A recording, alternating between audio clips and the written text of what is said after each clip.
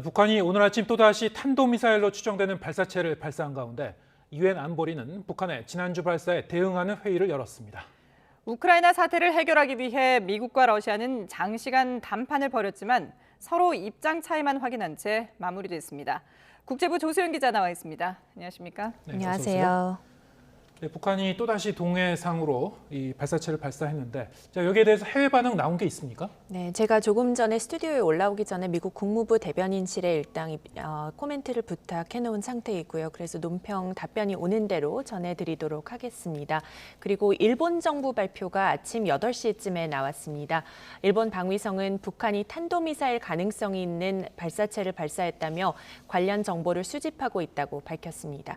다른 국가들의 반응은 아직 나오지 않았는데 밤사이 유엔 안보리에서는 북한의 지난주 미사일 발사에 대한 회의가 비공개로 열렸습니다. 회의 결과는 아직 발표되지 않았는데요. 미국과 일본, 프랑스, 영국 등 주요국들의 유엔 주재 대사들은 회의 직전 성명을 통해 북한의 미사일 도발을 규탄하면서 비핵화를 위한 대화에 응할 것을 촉구했습니다. 이들은 공동 성명에서 북한의 계속된 대량 파괴 무기 추구는 국제 평화와 안보에 대한 위협이라고 지적했습니다. 그러면서 북한의 미사일 발사는 오판과 긴장 고조의 위험을 높이고 지역 안정성에 심각한 위협이 되고 있다고 규탄했습니다. 아울러 목표는 한반도의 완전하고 검증 가능하며 불가역적인 비핵화라면서 그 목표를 위한 진지하고 지속적인 외교에 관여할 준비가 돼 있다. 대화와 평화를 선택해야 하는 쪽은 북한이라고 압박했습니다. 예. 그런데 이 지난 5일에 발사한 발사체를 북한은 이제 극초음속 미사일이다라고 주장하지 않았습니까? 네. 그런데 일각에서는 그렇지 않다. 극초음속 미사일로 보기 어렵다라는 주장들도 계속 나오고 있는데요. 네. 미국 정부의 입장은 어떤 건가요? 미국도 기존의 입장을 되풀이했습니다. 밤사이에 미국 국방부 브리핑에서 관련 이야기가 나왔는데요. 극초음속 미사일을 발사했다는 북한의 주장을 미국은 어떻게 평가하는지에 대한 질문에 존 커비 국방부 대변인은 여전히 세부 사항을 평가 중이라며 북한이 발사한 미사일을 탄도미사일로 현재로서는 보고 있다고 밝혔습니다. 그러면서 탄도미사일 발사는 여러 유엔 안보리 결의 위반이며 북한의 의무와 책임을 준수하고 긴장 완화 방안을 모색할 것을 촉구한다고 말했습니다. 그런데 이런 상황에서 북한이 탄도미사일로 추정되는 발사체를 또 발사하면서 교착 상태에 있는 북미 관계에 험로가 예상되고 있습니다. 북한의 오늘 아침 발사에 대한 미국 정부의 반응은 나오는 대로 다시 전해드리겠습니다. 네, 또 다른 안보 현안이죠. 우크라이나 사태를 다루는 이 미국과 러시아 간의 사전 회담 종료가 됐는데 내용 정리해 볼까요? 네, 이제 사전 회담이어서 지난 밤새 본회담이 마무리가 됐는데요. 본회담이 마무리가 네, 됐군요. 그렇습니다. 네. 이튿날 회담이었고 스위스 제네바 주재 미국 대표부에서 8시간 가까이 진행이 됐습니다. 러시아 병력 증강으로 촉발된 우크라이나 사태의 긴장 완화 방안, 그리고 북대서양 조약기구의 동진 금지를 포함한 러시아의 안보 보장안 확약 요구가 주요 의제로 다루어졌습니다. 회담 이후에 양측 수석 대표가 각각 브리핑을 따로 했는데 예. 각자 입장을 되풀이한 것을 보면은 서로 할 말만 한 뒤에 헤어진 그런 회담이었던 것으로 보입니다. 일단 미국 측 대표단을 이끈 웬디 셔먼 국무부 부장관은 브리핑에서 솔직한 논의를 했다면서도 가능성이 없는 안보상 요구를 확고하게 반대했다며 나토의 개방 정책이 다치지 하지 않을 것이라고 강조했습니다. 또 러시아가 긴장 완화에 나설 준비가 됐는지 모르겠다며 병력 철수 등의 긴장 완화 없이는 성공적인 외교를 하기가 매우 어렵다는 점을 분명히 했다고 밝혔습니다.